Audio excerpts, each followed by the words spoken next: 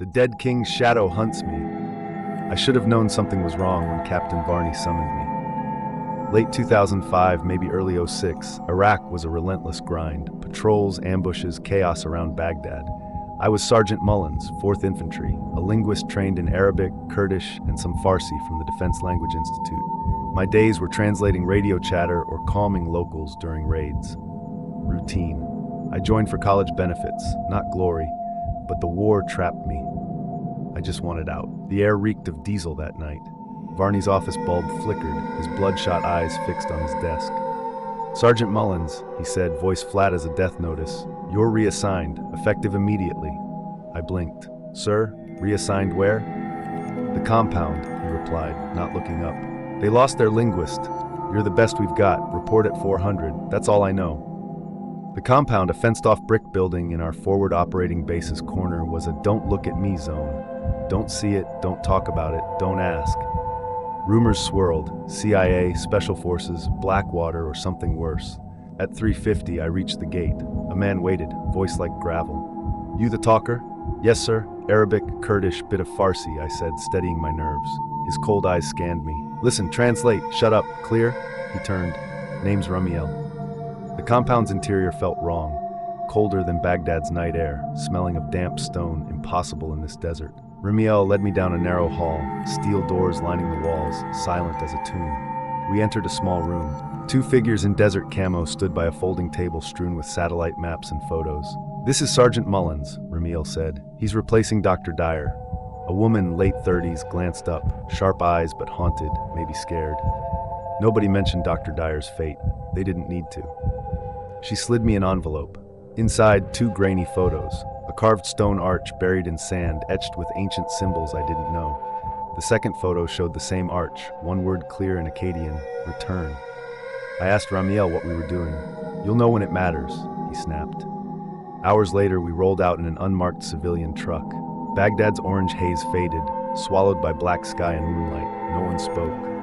The woman, Dr. Hales, stared at the horizon, fingers drumming a worn Bible, verses underlined: "The dead shall hear the voice of the Son of God, and they that hear shall live." Ramiel gripped the wheel, knuckles white, his presence twisting my gut.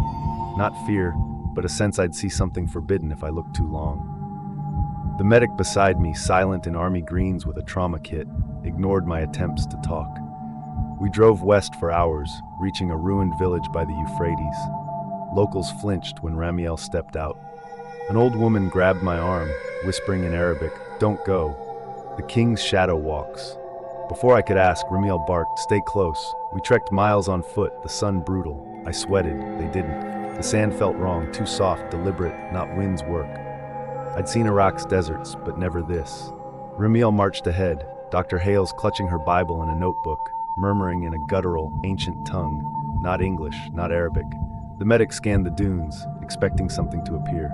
We passed a half-buried stone wall, its faded cuneiform chilling. The king crossed the waters. The king drank of the well. The king shall rise again. Nearby, human bones lay in a neat line, pointing west, bleached white. "Don't touch them," Ramiel said, eyes forward. How did he know I was looking? Dr. Hales stopped. Before us, a shallow basin held the arch from the photos, its carvings pulsing faintly, like light from below. A hot, dry wind carried the impossible scent of water. Ramiel turned. "Read the door, Sergeant."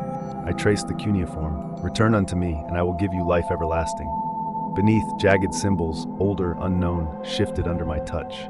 The air thickened, like wading through water. My ears popped, whispers layered in unknown tongues, rising and falling like waves. A stone staircase descended into darkness. Ramiel led, steps sure, like he'd walked this path before. Dr. Hales followed, tracing her Bible silently. The medic's eyes bored into my back. The descent felt endless, the surface's light shrinking to a pinprick. Walls bore Akkadian and older scripts. "The king sleeps in the deep. The flood could not take him. Death could not hold him." Another read: "When the trumpet sounds, the gates shall open, and the dust shall walk." Biblical echoes, Revelation, end times hit hard. The chamber below held a massive black sarcophagus, gold inlays gleaming, a horned-crowned figure carved on its lid. Gilgamesh, the king who chased immortality. Historians said he failed. This tomb said otherwise. Dr. Hales set her Bible on the lid, whispering in that ancient tongue. The gold glowed. Whispers sharpened. I have seen the deep. I have held the plant of life. I return. The lid groaned, stone grinding. A damp earth smell, not rot, flooded out like the Euphrates after a flood. A pale, too long hand slid through the crack, wearing a battered Casio watch, cracked glass, frayed strap, soldier's gear, worn for years. I froze. Remiel's face darkened. The lid opened wider. A figure in torn desert fatigues emerged, moving too smoothly, too precise. Its eyes caught the torchlight, flaring golden. That was our linguist, Remiel said, voice low. Dr. Dyer, or what's left of him. The thing smiled, possessive, owning. Translate, linguist, it said in flawless Akkadian. Tell them their king has returned. My back hit the cold wall, instincts torn between my rifle and a deeper urge to run. Dr. Hales stood, head bowed, lips moving. Prayer or recitation, Seth, I couldn't tell. Remiel drew an ancient knife, its blade older than the tomb. We can end this before. The chamber shook, a groan rolling through the stone. A massive slab slammed above, sealing the stairwell. No light, no exit.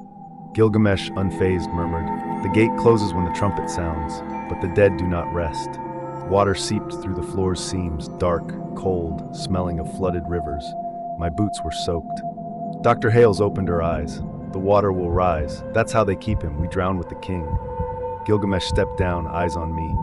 You speak the tongue. You will carry my words when the flood recedes. That is how it has always been. I'm not carrying anything, I muttered, rifle up. His smile was pitying. You will. Water hit my waist, icy, burning. The walls breathed, carvings shifting, cities drowning, crowned kings amid the dead. Remiel pointed to a jagged crack above the waterline. That leads to the ravine, the only way out. Collapse it behind you. Dr. Hales shook her head. If he reaches the surface. I know, Remiel cut in. He locked eyes with me. Get out, Mullins. Tell them. I'll hold him. I didn't argue. I slogged to the crack, water chest high. Remiel muttered in that ancient tongue, answered by Gilgamesh's calm voice, like old soldiers reminiscing. I squeezed into the crevice, stone tearing my skin. The chamber's light faded. A violent splash echoed, then silence. I crawled into daylight, gasping in a dry ravine, the sun too bright, the sky too clean. The hole was rubble. No sound, no movement. I want to believe Remiel trapped him, that the flood took them both. But at night, I hear water running where it shouldn't. Footsteps in empty halls. Last week in a market, I saw a tall man with a battered Casio watch. If you hear an unknown language or see ruins by the Euphrates, run. Don't look back. The king's shadow walks. And when he returns, Baghdad won't be the only thing that drowns. Comment. What was in the ruins?